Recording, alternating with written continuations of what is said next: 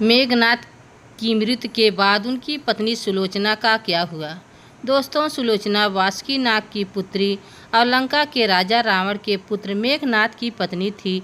लक्ष्मण के साथ हुए एक भयंकर युद्ध में मेघनाद का वध हुआ।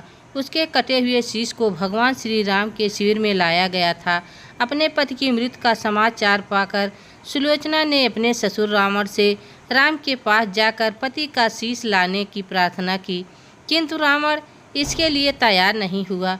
उसने सुलोचना से कहा कि वह स्वयं राम के पास जाकर मेघनाद का शीश मांग कर ले आए, क्योंकि राम पुरुषोत्तम है। उनके पास जाने में तुम्हें किसी भी प्रकार का भय नहीं करना चाहिए। महापराक्रमी पुत्र मेघनाद का वध करने की प्रतिज्ञा लेकर लक्ष्मण जी जाने लगे तो राम ने कहा, लक्ष्मण, मैं जानता हूँ कि तुम जाकर अपनी वीरता और कौशल से रावण पुत्र मेघनाद का वध कर दोगे, इसमें मुझे कोई संदेह नहीं। परंतु एक बात का विशेष ध्यान रखना कि मेघनाद का मस्तक भूमि पर कदापि नहीं गिरना चाहिए, क्योंकि मेघनाद एक पतिव्रता स्त्री का पति है और उसकी पत्नी परम पतिव्रता है। ऐसी साध्वी के पति का मस्तक अगर पृथ्वी पर गिर पड़ा तो हमारी समस्त सेना का विध्वंस हो जाएगा और युद्ध में विजय की आशा त्याग देनी पड़ेगी। लक्ष्मण अपनी सेना लेकर चल पड़े। रणभूमि में उन्होंने वैसा ही किया और मेघनाद का वध करने के बाद उसे पृथ्वी पर नहीं गिरने दिया। उस समय मस्तक को रघुनंदन के पास ले आए। मेघनाद की दाहिनी भुजा आकाश में उड़ती हुई उसकी पत्नी सुलोचना के पास जाकर गिरी। सुलोचना चकित हो गई। दूसरे ही क्षण अनंत दुख से वह व्याकुल होकर विलाप करने लगी, पर उसने भुजा को स्पर्श नहीं किया। उसने सोचा कि किसी अन्य व्यक्ति की भुजा हो, ऐसी दशा में पर पुरुष के स्पर्श का दोष मुझे लगेगा। निर्णय करने के लिए उसने भुजा से कहा, यदि तू मेरे स्वामी की भुजा है तो मेरे पतिव्रत की शक्ति से युद्ध का सारा वृत्तांत लिख दे। प्राण प्रिय, यह भुजा मेरी ही है। यदि भूमि में श्री राम के भाई लक्ष्मण से मेरा युद्ध हुआ। लक्ष्मण ने कई वर्षों से पत्नी अन्न छोड़ रखी थी। वे तेजस्वी तथा समस्त गुणों से संपन्न हैं। संग्राम में मेरी एक नहीं चली। अंत में उन्हीं के हाथों से मेरे प्राण का अंत हो गया। मेरा सिर श्री राम के पास है।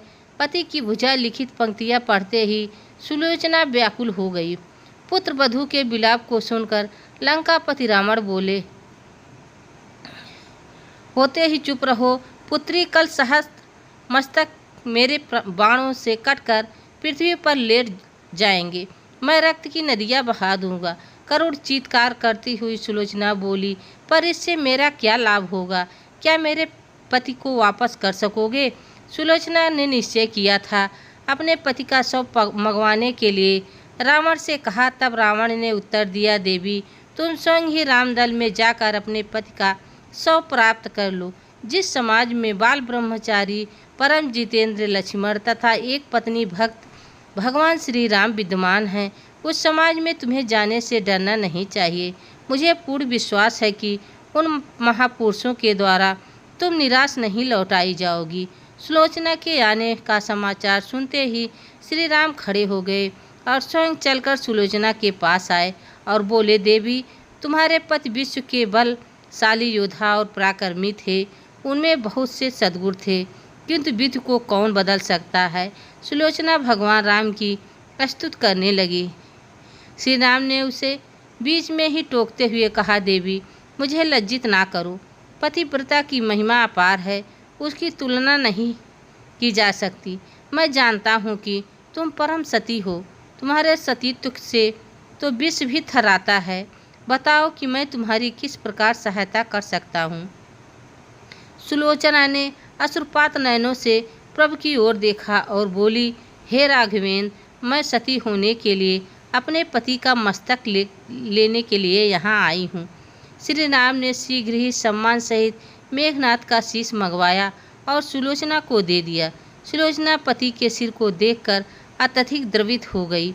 उसकी आंखें बड़े जोरों से बरसने लगी।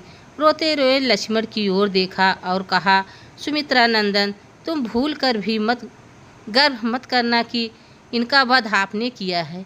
मेरे स्वामी को धराशायी करने की शक्ति विश्व में किसी के पास नहीं थी और मैं भी पति के चरणों में अनुरक्त रखने वाली उनकी अन्न उपासिका हूँ, पर दुर्भाग्य से मेरे पति एक पतिव्रता नारी का अपहरण करने वाले पिता का अन्न खाते थे और उनके लिए युद्ध में उतरे थे। इसी से मेरे जीवन साथी परलोक सिधार गए। सभी योद्धा सुलोचना को राम शिविर में देखकर चकित थे, पर यह नहीं समझ पा रहे थे और सभी सुलोचना को प्रणाम किया। सभी पतिव्रता की महिमा से परिचित हो गए थे। चलते समय सुलोचना ने श्री राम से प्रार्थना की, भगवान, मैं अपने पति का सिर लेकर जा रही हूँ, कृपा करके आज युद्ध बंद कर दीजिए, क्योंकि मेरे पति का आज अंतिम दिन है। तो दोस्तों, यह वीडियो आप सबको कैसी लगी कमेंट में ज़रूर बताना। चैनल पर नए हो तो लाइक सब्सक्राइब ज़रूर करना। तब तक के लिए राधे राधे, जय श्री कृष्ण, जय श्री राम, धन्यवाद।